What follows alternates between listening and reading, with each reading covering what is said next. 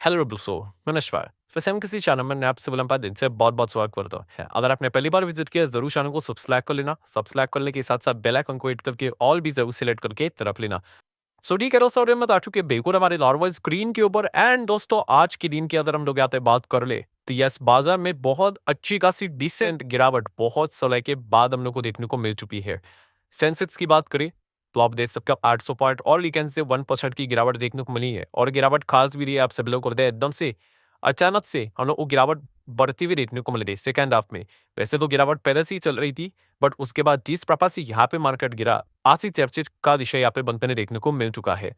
Nifty fifty की बात करें सेन 250 पॉइंट की गिरावट हम लोगों को देखने को मिले। सेम स्टोरी 1% की गिरावट यहाँ पे भी देखने को मिली और सेम वैसी चीज की ओपनिंग ठीक रही फिर उसके बाद कमजोरी देखने को मिल रही थी एंड सेकंड हाफ में आप यहाँ पे कह सकते हैं वो एकदम जोरदार गिरावट यहाँ पे हम लोग को आते हुए देखने को मिल गया। मतलब बियर वालों की अगर हम बात कर रहे आज के दिन उन्होंने सिर्फ मार्केट में गिरावट नहीं दिखाई है बट सबसे इंपॉर्टेंट चीज जो 25,000 का लेवल भी था उसको भी एकदम चुटकी में यहाँ पे मतलब यहाँ पे तोड़ दिया है। तो ऑब्वियसली हम यहाँ पे कह सकते हैं इतना इजी नहीं होता है भाई इतने लेवल्स को यहाँ पे तोड़ना। कोई ना कोई का स्ट्रॉन्ग पैरल यहाँ पे चाहिए होता है और वही चीजें मैं अभी आप लोगों के सामने आवे पर रखने वालों की ऐसा क्या हो गया भाई कि बेयर वालों के पास इतना जबरदस्त कारण आ गया कि उन्होंने मार्केट को इतना इजीली यहाँ पे तोड़ दिया।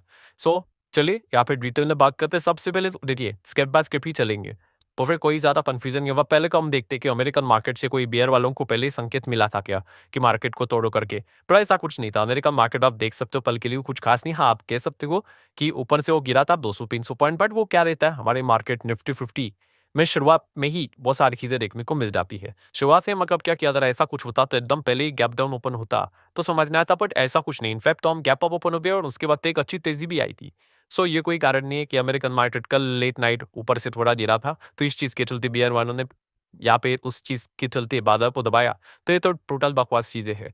बैरन कह सकते हैं दोस्तों कि ड्यूरिंग द मार्केट जो हम पैरामीटर्स को फोकस में रखते हैं उसमें से रहता है फ्यूचर्स। यस सो डाउट ये फ्यूचर्स की अगर बात कर ले तो आप यहाँ पे कह सकते हैं एक अच्छी खासी गिरावट हम लोग को देखने को मिल रही। ठीक है आप देख सकते हो डाउ फ्यूचर में एकदम जोरदार गिरा फिर थोड़ा सारी करके फिर वापस जोरदार गिरा। तो डाउ फ्यूचर में जबरदस्त गिरावट देखने को मिली। सिमिलर वे नैस्डैक फ्यूचर की भी अगर हम लोग यहाँ पे बात कर ले तो आप यहाँ पे देख सकते हैं एकदम अचानक से एक बड़ी गिरावट हम लोग को देखने को मिली थी। ठीक है सो ये कुछ पॉइंट्स हम लोग को जरूर देखने को मिले ड्यूरिंग द मार्केट एंड उसी के साथ साथ यूरोपियन मार्केट्स की अगर हम लोग बात कर ले तो यूरोपियन मार्केट में जर्मनी का डैक्स आप देख सकते हो 1.25% नीचे हम लोग को देखने को मिल गया। आप देख सकते हो ठीक है भाई ये 12 12:30 बजे के आसपास यूरोपियन तो मार्केट ओपन होते हैं। ठीक है तो तीसरे से कहना आपने हम लोगों ने बहुत बार देखा है कि मार्केट का मोमेंट अब हम लोग को कभी कभी चेंज होते हुए देखने को मिल जाता है। ऊपर भी जाते हैं नीचे भी जाते हैं। सो आप देख सकते हो कि यूरोपियन मार्केट किस कथा से हम लोग को दबाव देखने को मिल गया एकदम अचानक से गिरावट देखने को मिल रही। देन फ्रांस के बाजार में भी आप देख सकते हैं नियर बाय 1% टू डाउन ही देखने को आप मिल रहा है। सो यूरोपियन मार्केट सेकंड हाफ में जब भी हमारा मार्केट सेकंड हाफ में गिर जाता है ज्यादा तो पहला तो फोकस भाई हमारा जाता है अमेरिकन फ्यूचर्स के ऊपर नैस्डैक फ्यूचर के ऊपर एंड यूरोपियन मार्केट के ऊपर कि वहां से अगर कुछ चीजें इधर देखने को मिले तो समझ में आता है कि हाँ भाई कि अच्छी गिरावट देखने को मिले। और आप देख सकते यूरो स्टॉक्स 50 तो यहाँ पे भी हम लोग को 1.25% की जबरदस्त गिरावट देखने को आपको मिल रही। इसी गिरावट के चलते हमारे मार्केट में भी सेकंड हाफ में ज्यादा प्रेशर देखने को मिला। जो पहले से ही था उसको और बढ़ावा मिलते हुए देखने को मिला। सो बेसिकली हम कह सकते हैं दोस्तों की ये जो गिरावट देखने को मिल रही है ये ग्लोबल लेवल पे हम लोग को सेल ऑफ देखने को मिल रहा है।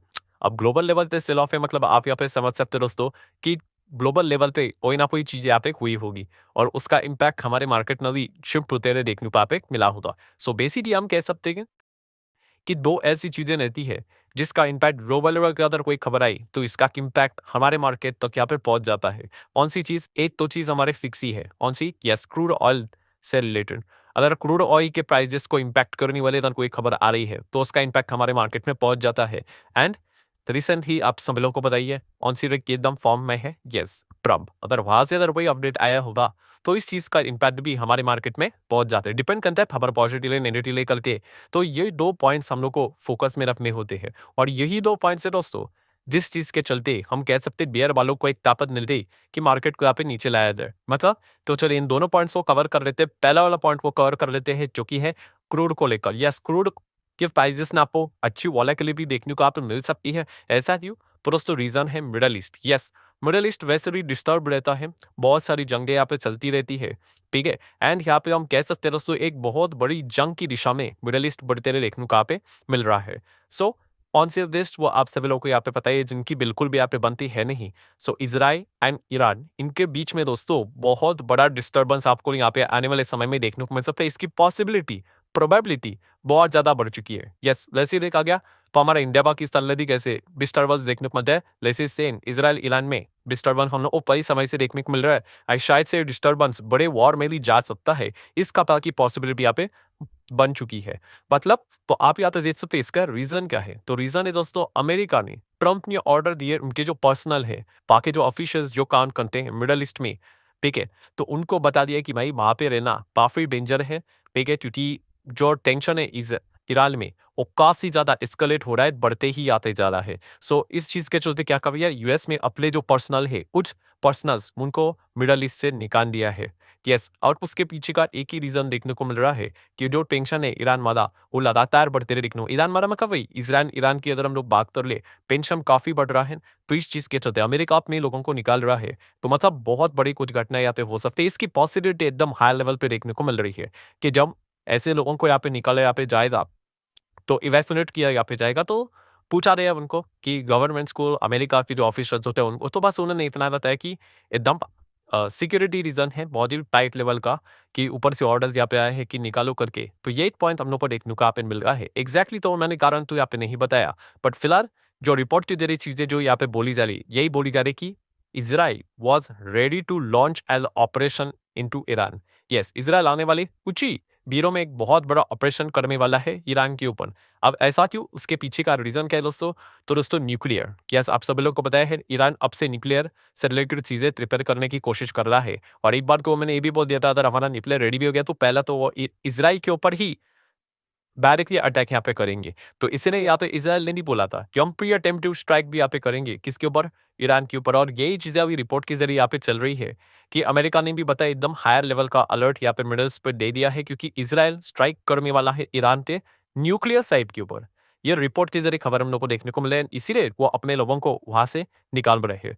सो ये जो टेंशन है दोस्तों ये मिडल ईस्ट में काफी बढ़ती हुई देखने को यहाँ पे मिल रही है। सो ऑब्वियसली अगर इजराइल ईरान के न्यूक्लियर साइट पर अटैक कर पाए तो ईरान भी इजराइल के ऊपर जबरदस्त अटैक करेगा। एंड जो स्थिति पहले से ही हम लोगों को खराब देखने को मिल रही है वो ऑलरेडी खराब यहाँ पे हो सकती है। इसी चीज को लेकर आप देख सकते हो इजराइल का स्टॉक मार्केट जो इतना गिरता नहीं है वो आज 2.5% से ज्यादा हम लोग को क्रैश होते हैं देखने को मिल चुका है। अगर वो इजराइल के मार्केट को ट्रैक कर रहा होगा इतना मूवमेंट नहीं होता उसमें, ठीक है। एंड अगर आपको लग रहा होता कि ये वॉर बीर के चलते इजराइल का मार्केट बहुत ज्यादा ऐसा गिरता है वॉलेटाइल होता होगा नहीं, एकदम नॉर्मल चलता रहता है। सो ये मार्केट में अगर 2.5% का अगर गिरावट होना अब क्या, कि पैसा लोगों ने निकाला है, इन्वेस्टर ने पैसा यहाँ पे निकाला है।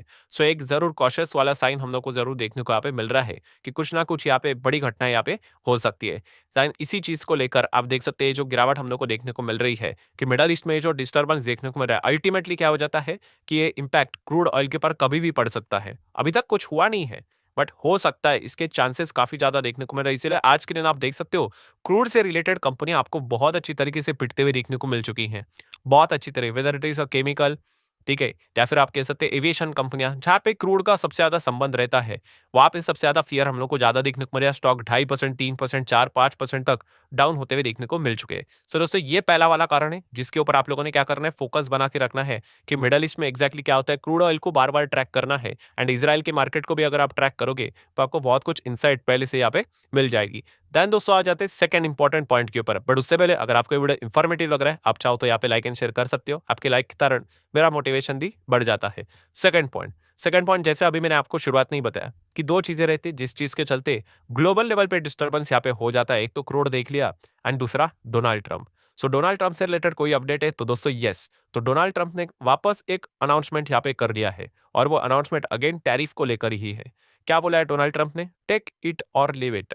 मतलब अब ये क्या नया चीज लेकर आ गए। सो आप देख सकते हैं डोनाल्ड ट्रंप शायद से 8 जुलाई का जो तारीख है टैरिफ का जो डेडलाइन है उसको एक्सटेंड कर सकते हैं, ठीक है। एंड अभी वो ऐसा यहाँ पे बातचीत क्यों रहे, क्योंकि अभी डोनाल्ड ट्रंप क्या कर रहे हैं, going to send trade letter out soon. मतलब यहाँ पे खुद से ही अगेन आप देख सकते हैं Trump says again he will set unilateral tariff in 2 weeks.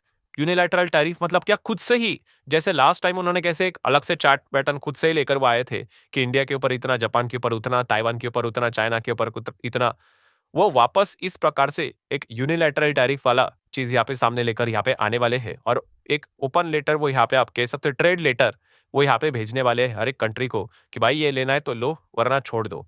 ठीक है, मतलब आप कह सकते हैं दबाव यंत्र हम लोग को वापस ट्रंप इस्तेमाल करते हुए देखने को यहाँ पे मिल रहे हैं। हालाँकि उन्होंने कहा है कि कुछ कंट्रीज़ हमारे साथ पॉजिटिव रिस्पॉन्स दे रहे हैं ट्रेड टॉक को लेकर, बट बहुत सारे ऐसे देश हैं जो पॉजिटिव रिस्पॉन्स यहाँ पे दे ही नहीं रहे हैं। सो ठीक है, हमारे साइड से वापस हम एक नया परसेंटेज डिसाइड करेंगे, जिसको वो लेना है वो ले लो भाई 10%, 20%, 30% और जिसको नहीं लेना है मत लो। तो ये एक नई चीज़ वो यहाँ पे लेकर आने वाले हैं। मतलब क्या कंक्लूजन क्या है दोस्तों? Again uncertainty. एग्जैक्टली वो क्या कर रहे हैं, क्या नहीं करना चाह रहे, किसी को यहाँ पे कुछ समझ भी नहीं आ रहा है। तो इसी चीज़ को लेकर मार्केट में हम लोग को क्या देखने को मिल गया? एक दबाव देखने को मिल गया। दोनों साइड की अगर हम लोग बात कर ले तो अनसर्टेनिटी नज़र आ रही है। अब क्या ये एक्चुअल में इज़राइल क्या अटैक करेगा ईरान के ऊपर? किसी को भी नहीं पता है, ठीक है? खबरें तो यहाँ पे आ रही है।